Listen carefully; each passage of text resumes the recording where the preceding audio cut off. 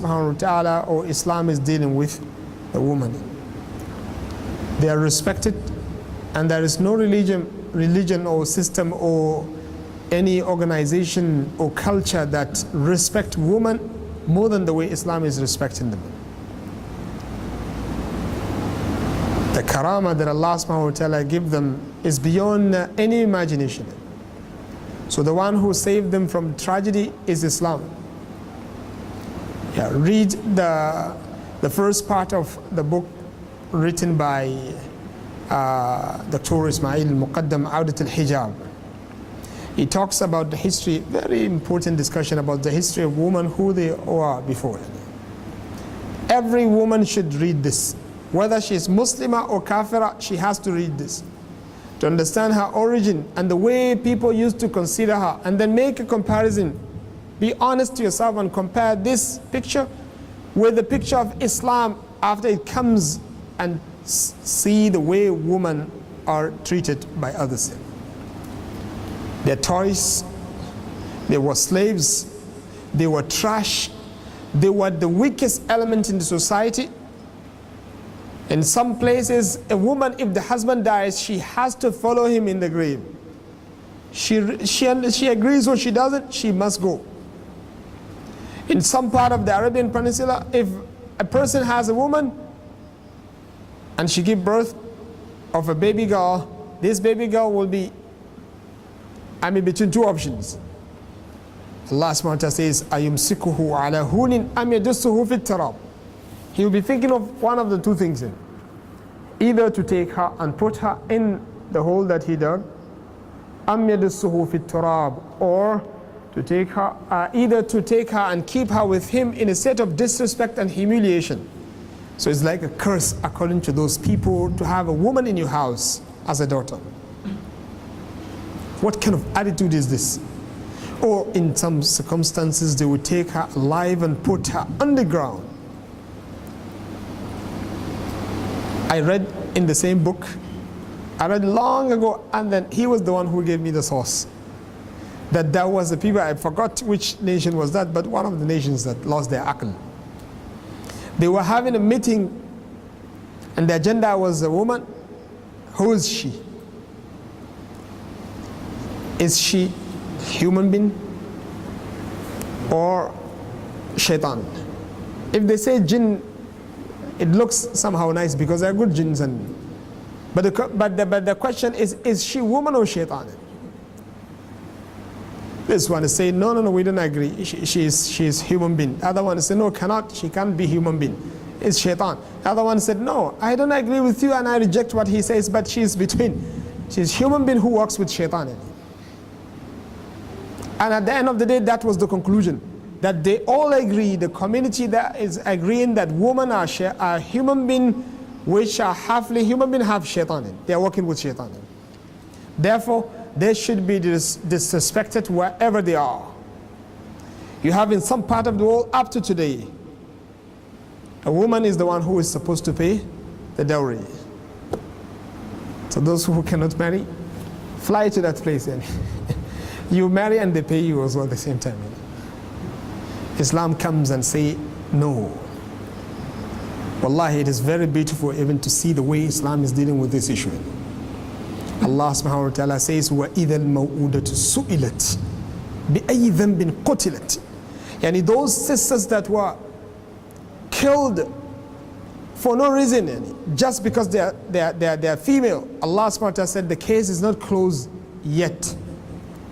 It is going to be brought back by Allah subhanahu wa ta'ala in the hereafter, and whoever kills a woman or a girl just because she's a girl, Allah subhanahu wa ta'ala said, he is going to be questioned in the hereafter. He has to explain to Allah subhanahu wa ta'ala for the real reason why he is killing her. One of my neighbors was telling me a story that took place in one of the countries. You don't need to mention name. But it is so bad to see that up to today, this kind of attitude remains in existence.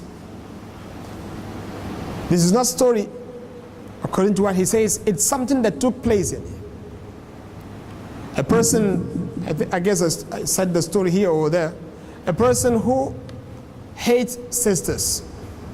I mean, he doesn't want to have a girl in his house. I do not know, why did he marry? His wife is what then? So the first child last month had tested him. It was a girl. So he was mad at the woman. How come? Allahumma stan. The second one comes like that. The third one was going to come. And he told her that if this is a girl, that means your marriage is gone. Look at Janoon. Wallahi, I don't know if when you call him Majnoon, Majnoon will complain. I tell you, this is beyond Janoon. And he told me that it became a family issue because he insists. And the problem is, they went to the doctor, and the doctor did his own analysis. That's ultrasound they do to find out which gender is the boy. They found that it is a girl. So family are talking what to do. He says either she go and abort the child, or he will divorce her. So the family kept on talking, tried to convince him to be patient. He doesn't agree. I don't know. Allah musta'an. At the end of the day, they killed the boy. They killed the baby. When they killed the baby and the baby comes out, they found that it is a boy. He told me, my neighbor, he said the man was infected in his brain. He became Majnoon, real Majnoon. Earlier, somehow, but now he became real Majnoon, regretting. What did he do? But the question is, you see, up to today, we still have this kind of attitude in existence. And people, they know that in our community, there are people who are not happy that much when they have girl in their house. They want boys. Who is boy? Who is boy? Which one is more easier in terms of tarbiyah, lenient? When did you ever hear that, may Allah subhanahu wa ta'ala protect, that a girl is slapping the father and kicking him? But how many times do you see this with the boy? Who disrespects more? The boy. I'm not discouraging people from having boys, but to me, they're all equal. There's a gift from Allah subhanahu wa ta'ala. Look at the beauty of the statement of Allah subhanahu wa ta'ala in the Quran about this issue. And then I will use it also to remind my brothers and sisters who are using haram means to bring children. You see, Allah subhanahu wa ta'ala says, the kingdom and the leadership of the heavens and the earth belongs to Allah subhanahu wa ta'ala. And He creates whomsoever He wishes. يَخْلُقُ مَا يَشَاءُ يَهَبُ لِمَنْ يَشَاءُ إِنَاثًا وَيَهَبُ لِمَنْ يَشَاءُ الذُّكُورِ. He gives daughters to whomsoever He wishes. وَيَهَبُ لِمَنْ يَشَاءُ الذُّكُورِ. And He gives boys to whomsoever He wishes. That's why you see some of our brothers, all of his children are boys. We call him the father of soldiers. And you see some brothers, all of his descendants are women. So you call him what? The father of the ummah. Because this is what they say. And it is a good statement actually, the one that says woman is half of the mujtama, right? Nowadays they are more than half. If you go out of your house, before you see one brother, you see how many women? MashaAllah. And also the other half comes from them.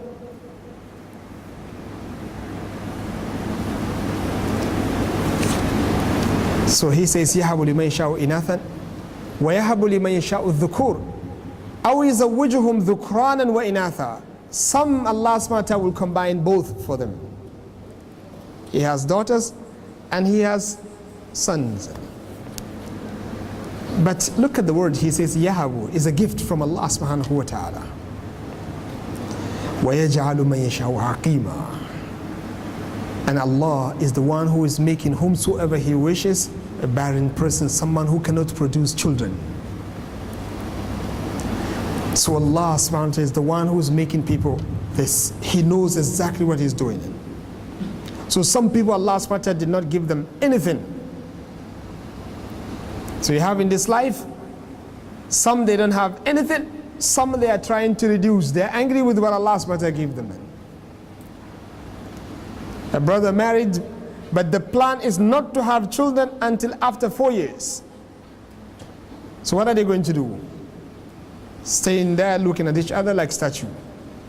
Or they go for the other way, use those means, the akakid that is going to harm the woman. At the end of the day, she will be in trouble. I heard the story from one of them. Was narrating a story from Hindus, someone who is upon that religion. A Muslim went to him and he was asking him to prescribe for him something that he can give his wife so that she cannot have children. The man cries. The doctor, who was the Hindu, he cries. So he asked him, why are you crying? He said, because I just remember my situation by listening to a case.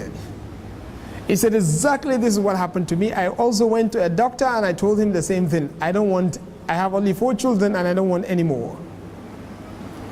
So they did what they can do to her, those kind of operation, and they put her in the way she cannot conceive at all. What happened? Allah subhanahu wa ta'ala decided that all of those 4 children, they will be in an accident and they died, all of them. And I guess only Islam says you can marry more than one. So one وحدها لا شريك لها إلى قيام الساعة. So he was there. He says he is with her.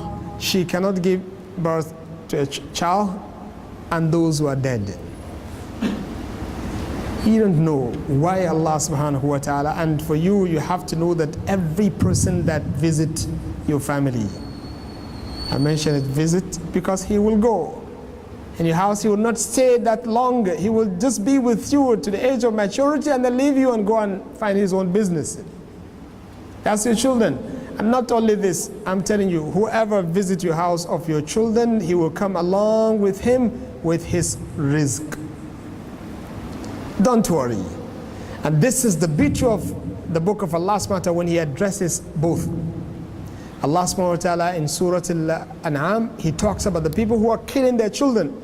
And He does the same thing in Surah Al-An'am, talking about in Surah Al-Isra, He talks about the people who are killing their children. Allah subhanahu wa ta'ala in Surah Al-An'am, what did He say? He says, وَلَا تَقْتُلُوا أَوْلَادَكُم مِّنْ إِمْلَاقٍ. So He's addressing who? Fuqara. A person who is destitute, poor. So he thought when a child comes, there is nothing for him, so let me kill him. So he aborted the child, he killed the child because he has nothing to feed him.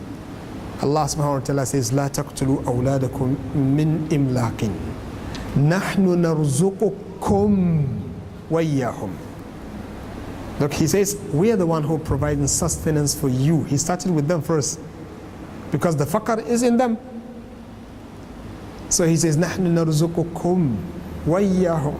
And also them, Allah subhanahu wa ta'ala is the one who is making them rich. And so everyone is bringing along with him his rizq from Allah subhanahu wa ta'ala. You're not doing anything. And I'm telling you, the barakah that Allah subhanahu wa ta'ala will open for you because of your children, only Allah subhanahu wa ta'ala can tell you its value. Wallahi, I can still remember one of our friends who used to be here. He got a new baby. Some people, some students, especially students, they stop themselves from giving birth of children out of the fear that they cannot take care of them. And we have seen others, they have very little in terms of living, but they have a lot of children and they do not go to others and beg them. Allah subhanahu wa ta'ala is always there. So this man, when he got a child, he's not among those people, he got a newborn baby. The same day he was in my house.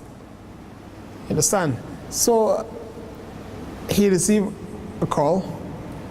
As soon as the child came in, he received a call. And I know him.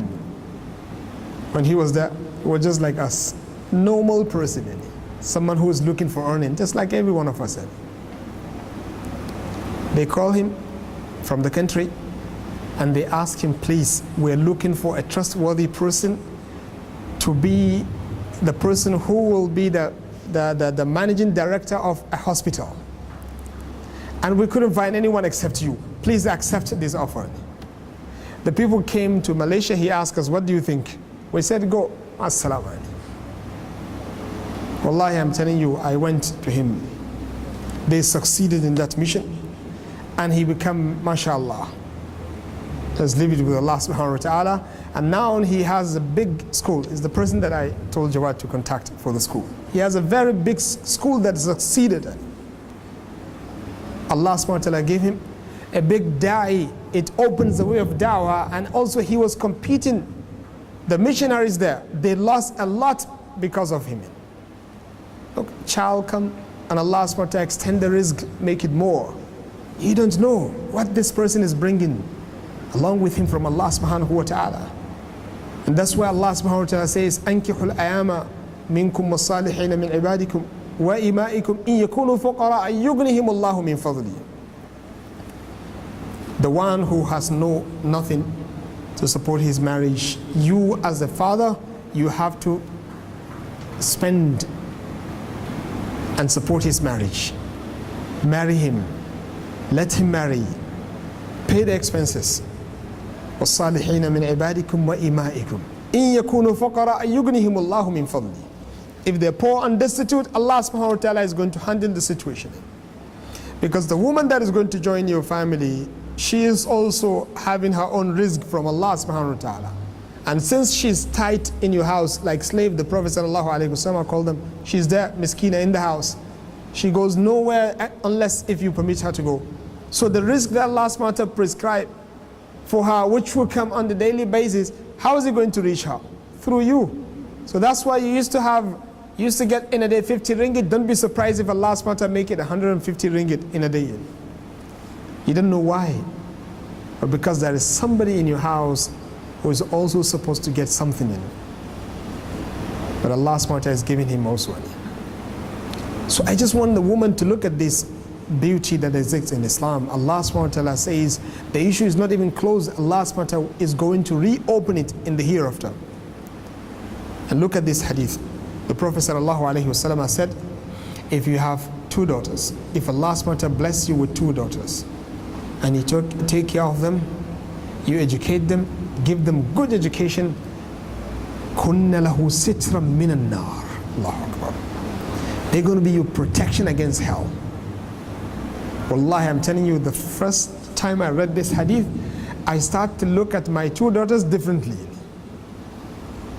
Protection from hell, the lawm, the blame that used to happen, reduce. So whenever I look at them, I remember the hadith of the Prophet sallallahu alaihi wasallam, كُنَّ لَهُ سِتْرًا مِنَ النَّارِ.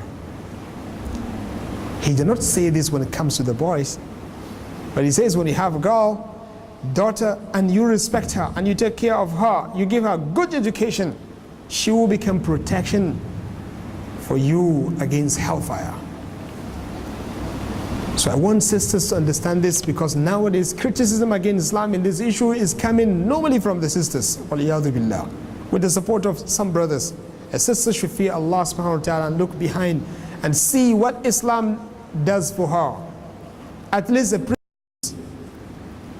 appreciate it by showing your dedication for the sake of Allah subhanahu wa ta'ala. Adhere to the message and worship Allah subhanahu wa ta'ala. Love none but Allah subhanahu wa ta'ala, because He is the one who loves you more than anybody else. So that's the nature of Islam. May Allah subhanahu wa ta'ala remove this from the Muslims. So what I wanted to advise my brothers here is, sometimes I hear that some people, when they don't have children, they will use the male doctors to go and check their woman and see those places and those areas that nobody is allowed to see except husband, looking for medicine so that they can have children. That's wrong. That's wrong. Because this is not darura. It is not darura that she must have children. For us to make something haram, halal for her to go and do it, a brother has to fear Allah subhanahu wa ta'ala. Remember that this is his honor. If there is no darura, he shouldn't do it.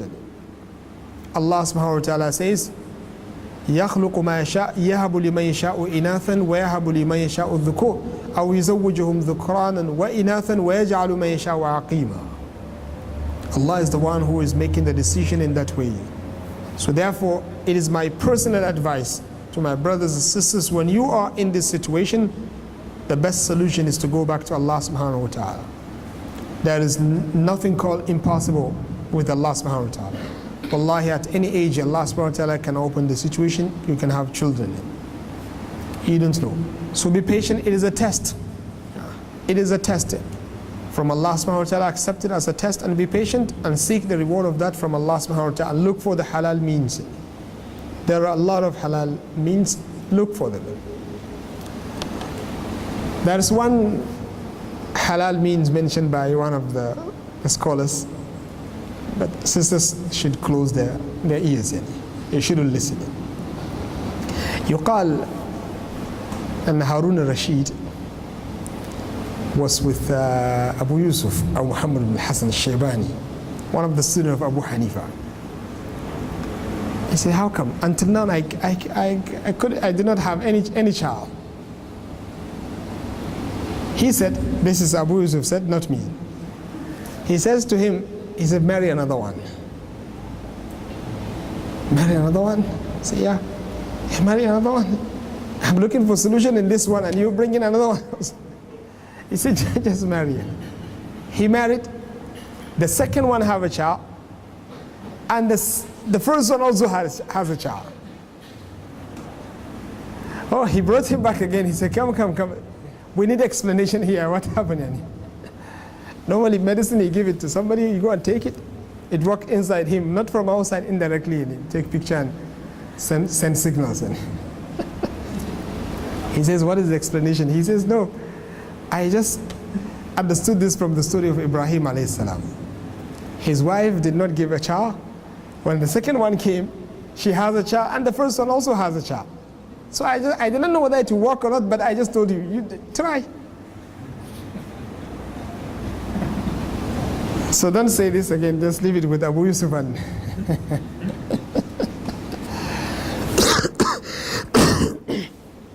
the scholars even give explanation. There is something inside the first one which is dead.